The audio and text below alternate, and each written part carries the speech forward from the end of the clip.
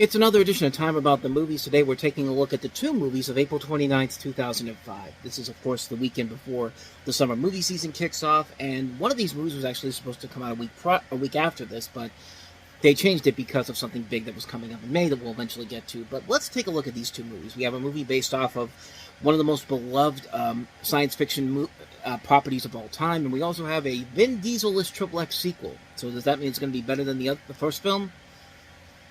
Not really, but we'll get to that one in just a little bit. But let's get to the first movie we have here, and that is The Hitchhiker's Guide to the Galaxy.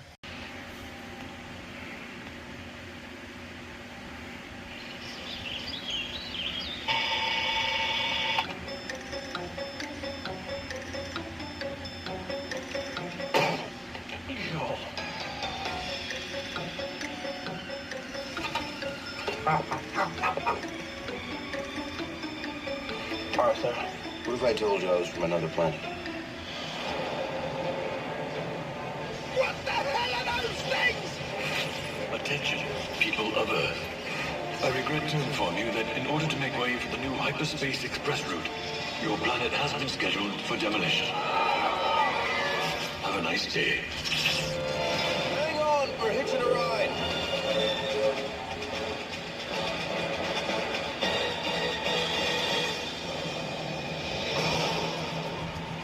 From the celebrated best-selling novel, The Hitchhiker's Guide to the Galaxy. What is this thing? It's the guide. It's got everything you need to know to survive in the universe. Losing your planet isn't the end of the world. Hey, man! What the hell are you doing here? Arthur, this is Zaphod Bibblebrox, president of the galaxy. He shares 3 of the same mothers as me. It's the beginning of an adventure unlike anything on Earth. I've been stranded on a strange planet for a number of years. I haven't been avoiding you. You look great. You're doing well. You've grown. This spring, the fate of the universe is in their hands. Sorry, what exactly are we doing?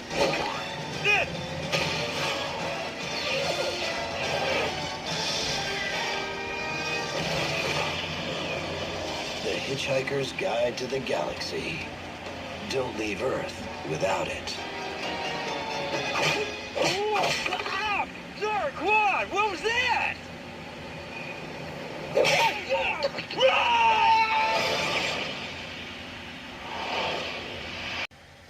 Hitchhiker's Guide to the Galaxy was one of those movies I was really looking forward to, mostly because of the brilliant marketing campaign they had for this. You watch one trailer, the teaser trailer that came out a few months prior, and you're just looking at the world in space while you're listening to Louis Armstrong's "What a Wonderful World," and then all of a sudden, this happens. What a wonderful...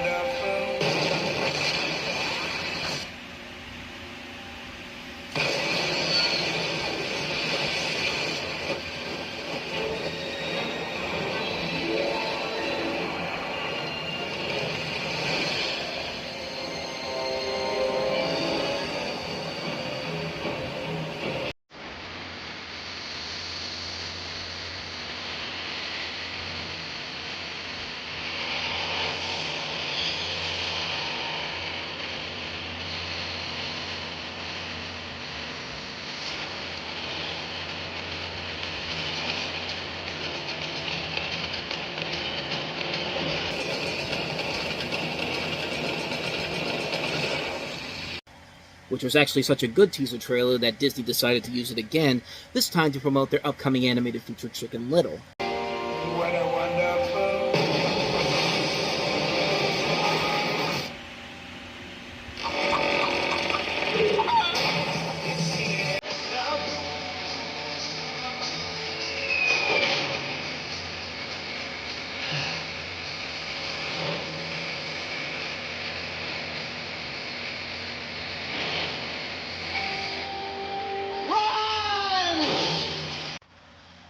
Did it work out in the favor of Chicken Little in the end? we'll save that for the end of the year, but I'll tell you right now, not really. But let's get back to The Hitchhiker's Guide to the Galaxy. Everyone has bad mornings. You wake up late, you stub your toe, you burn your toast, but for a man named Arthur Dent, played by Martin Freeman, this goes far beyond a bad day when he learns that a friend of his, played by Mos Def, is actually an alien with advanced knowledge of Earth's impending destruction.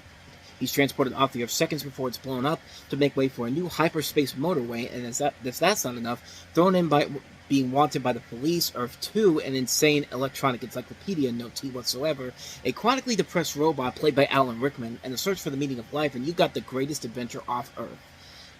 And this movie was not well received when it came out. It didn't do bad with the critics in general. Critics overall were mixed on it. The film, however, wasn't a big hit. Even though it did make it back its budget of $50 million, I think people were expecting a lot more from it in terms of what this book is for a lot of people. I never read the books before, so I don't know anything. I only went into this just from the trailers alone, and, you know, to be perfectly honest with you, I actually really love the hell out of this movie. I mean, the moment the movie begins, we get this little gem of an opening right here, and once this happened, I knew we were in for a real treat. Thanks for all of this. So sad that things should come to this. We tried to warn you all, but oh dear. You made us share our intellect, which might explain your disrespect for all the natural wonders and grow around you.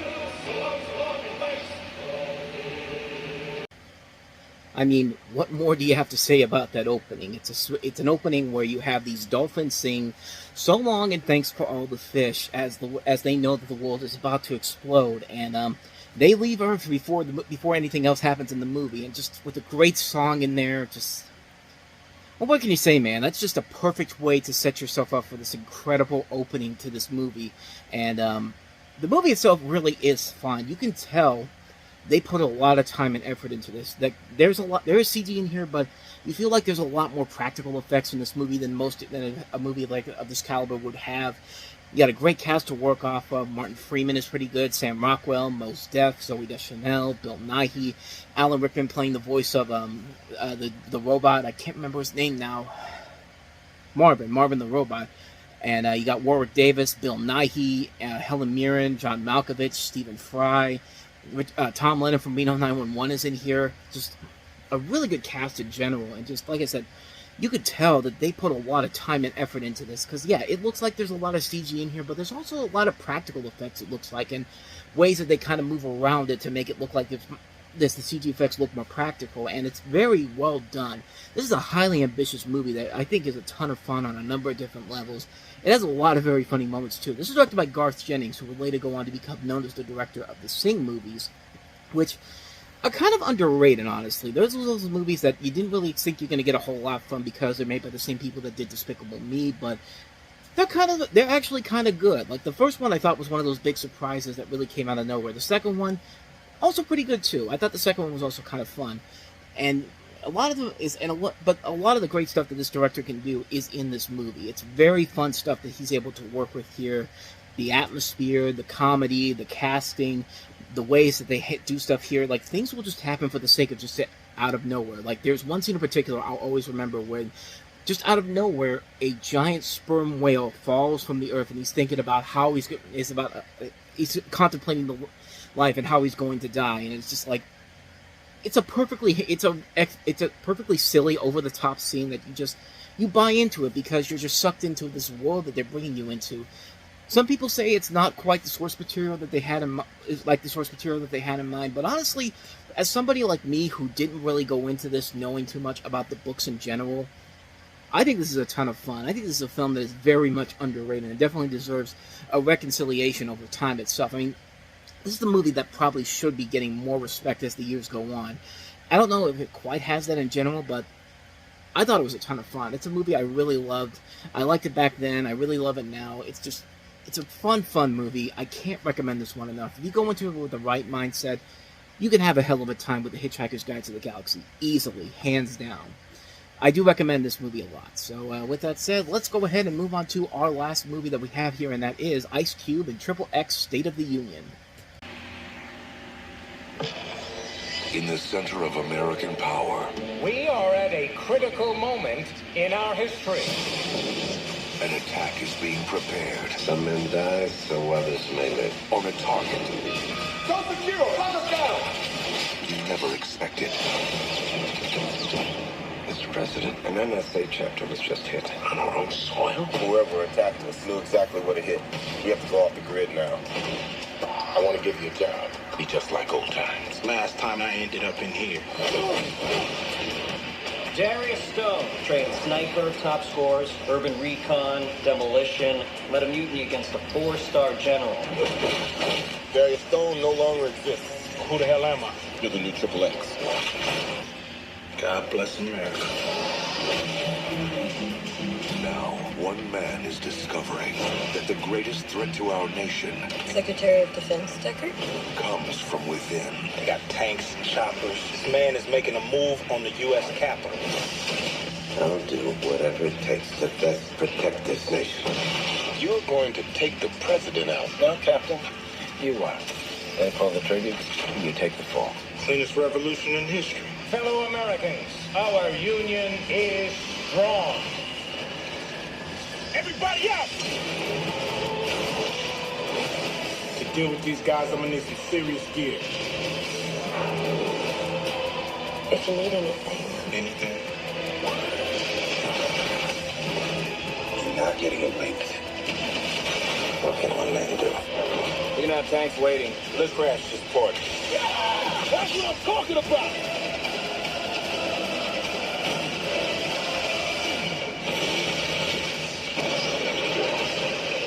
Wars come and go, but my soldiers stay eternal. I like that. Who said it? Jefferson, Patton? Tupac.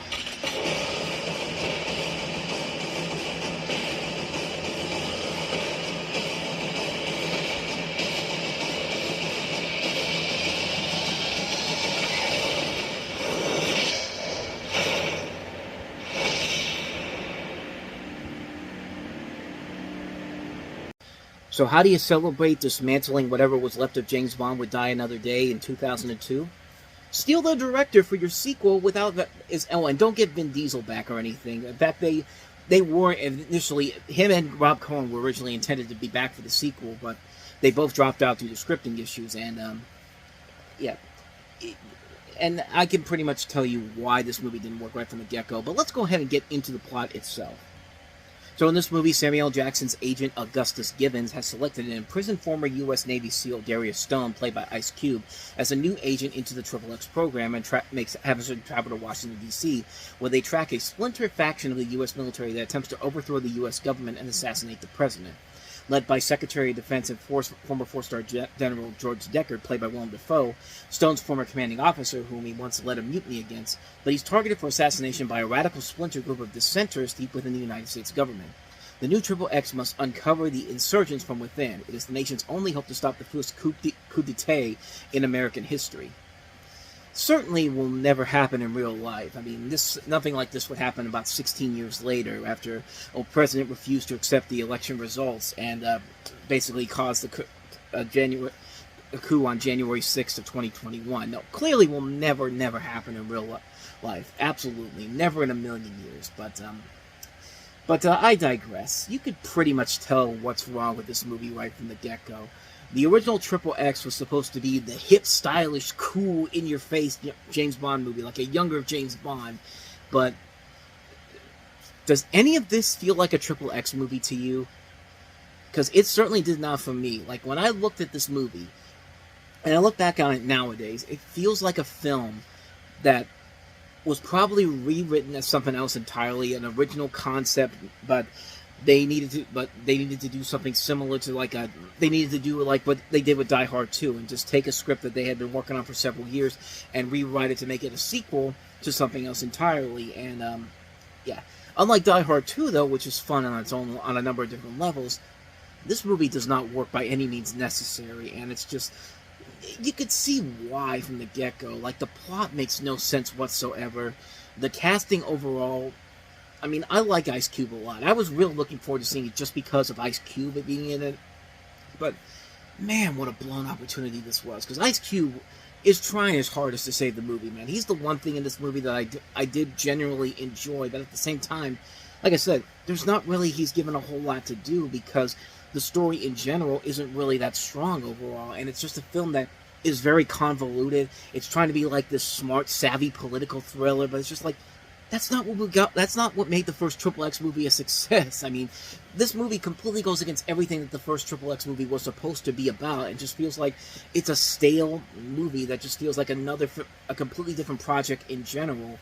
And it doesn't help that you don't like anybody in this movie. You don't like Willem Dafoe because you know he's working for the bad guy. You know he's the bad guy, and you know there's characters in here that kind of work against the bad guys and work with the bad guys in general, but everyone's too stupid to figure that out. And then when they finally reveal it, it's just kind of like, yeah, this is too stupid for its own goddamn good. Like, this is a terrible movie. This is a really, really bad movie. But then again, that's exactly what you get when you get a script by Simon Kinberg. You know, the brilliant genius behind such classic masterpieces like The 355, Dark Phoenix, X-Men Apocalypse, Fantastic Four, Fan Four Stick 2015, Abraham Lincoln Vampire Hunter, This Means War. Sure, This Means War.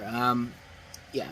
If that didn't give you an early sign right away that this was not going to work out out for you, then more power to you. You have more of a tendency to be more optimistic than I was, because we should have known right from the beginning this was a disaster in the making. And yeah, this is a bad movie, man. I feel bad for Ice Cube because it's not his fault the movie is bad. He's not really given anything to do, really, and the film just kind of falls apart right from the get-go because you have no idea what the hell is going on.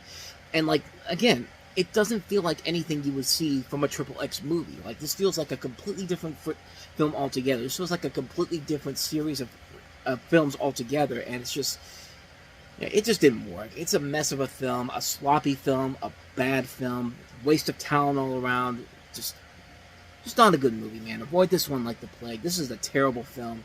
I hated this film a lot. And so with that said, we wrap up another edition of Time About the Movies. Then the next time we meet, we'll jump into May of 2005, the kickoff of the summer movie season with 4 movies, including Ridley Scott's Kingdom of Heaven with Orlando Bloom, the remake of the horror classic House of Wax with most notably Paris Hilton among the cast, the winner of the Best Picture, Paul Haggis's Crash, and also Jiminy Glick in La La Wood. So 4 movies in general we'll take a look at. We'll take a look at those movies all in the next episode. But until then, thank you so much for watching, and if you want to see more videos like this, please hit the plays on the next page, check out the previous episode, and also don't forget to hit the like and subscribe button if you want to see more videos like this on this channel. So with that said, I am off. I will see you guys next time, and until then, as always, take care.